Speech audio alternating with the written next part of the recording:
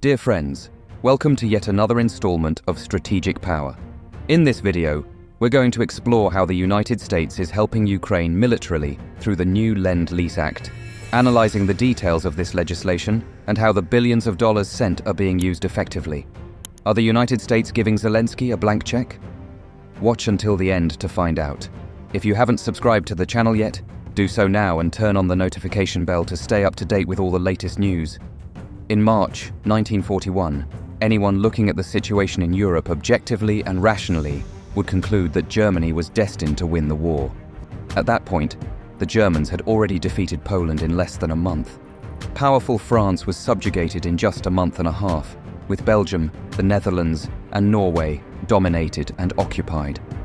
Almost all of Europe was under German control or that of its allies, leaving Winston Churchill's United Kingdom completely isolated since the French surrender in June of the previous year. Furthermore, the situation was even more unfavorable due to the broad strategic pact between Stalin's Soviet Union and Germany, which included the supply of crucial raw materials for the German war effort. On the other side of the Atlantic, President Roosevelt's United States remained out of the war, with a strong isolationist sentiment deeply rooted in American society, fearing being dragged into what they called another European war. With Europe defeated and occupied, and the United Kingdom isolated and surrounded by the formidable German forces, any analyst at that time could predict Germany's victory in the war.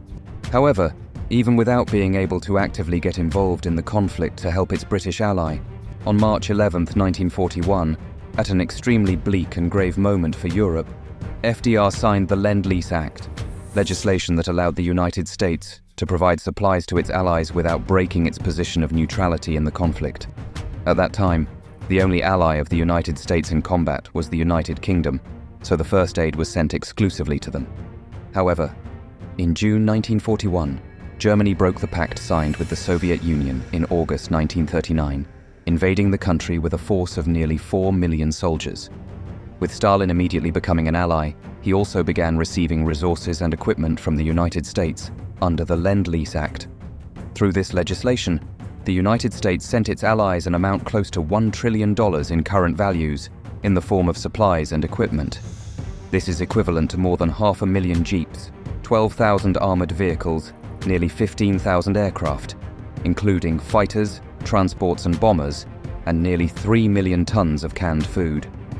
According to the details of the Act, everything provided would have to be returned at the end of the conflict, but there was a special clause that determined that if the equipment was damaged or destroyed, only a small part of its nominal value would have to be reimbursed, generally around 1% of the value or even less. Other resources, such as food, fuel, financial assistance and raw materials, were offered in the form of loans, with the beneficiary countries having up to 60 years to pay off their debts. In fact, the last Lend-Lease payment made by the United Kingdom to the United States occurred in 2006, 60 years after the end of the war. Brazil also benefited from this law, being the 5th country to receive the most aid in the world, behind only China and ahead of nations that were at the epicenter of the war, such as the Netherlands, Belgium and Greece. The Lend-Lease Act was an extremely intelligent political move by the United States, allowing its powerful industry to directly support its allies without directly involving itself in the conflict. 81 years later, on May 9, 2022, President Joe Biden signed another Lend-Lease Act, this time aimed at supporting Ukraine, which was being brutally invaded by Vladimir Putin's Russia. This law is quite similar to the one signed in 1941, granting President Biden expanded powers to negotiate agreements with the Ukrainian government, including the loan or lease of defense items such as anti-tank missiles, multiple rocket launchers such as HIMARS, and crucial air defense systems such as the Patriot. Like the 1941 law, the 2022 law also provides for the return of the items after the end of the conflict, or, in the event of damage or destruction, the payment of at least a part of the corresponding value. However, despite the scope of the law, President Biden still needs to obtain approval from the Senate and Congress for the funds needed to acquire or produce the items sent to Ukraine. Until January 2023, when both the Congress and the Senate were under Democratic control, the party of President Biden, the billion-dollar aid packages were quickly and smoothly approved.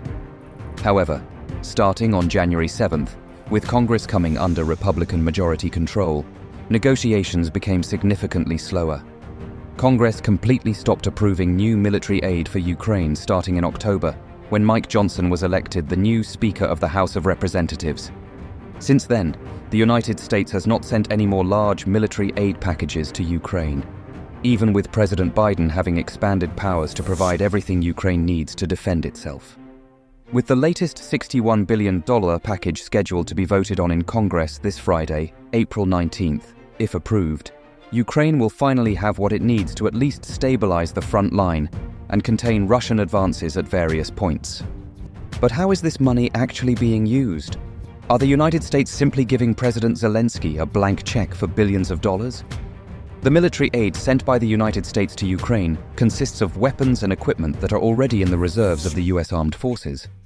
For example, when the United States sends a howitzer to Ukraine, that howitzer has been taken from one of the many surplus stockpiles that were produced in the past, but are no longer needed. However, since the item must be replaced in inventory, what President Biden does with the billion-dollar packages released for Ukraine is order the production of a new howitzer to take the place of the one sent to the Ukrainians. This means that when the United States talks about $40, $50 or $60 billion in military aid, they're actually saying they'll send all those billions of dollars worth of weapons that are stored in surplus stockpiles, with all those billions going to the American defense industry to replace the items sent. In other words, the money itself doesn't even come close to Ukraine. It stays in the United States, fueling the country's huge industrial defense base, while Ukraine receives what it really needs to defend itself from Russian aggression, weapons and ammunition. While billions of dollars go to the US defense industry, Ukraine faces Russian aggression with weapons and ammunition from those deals.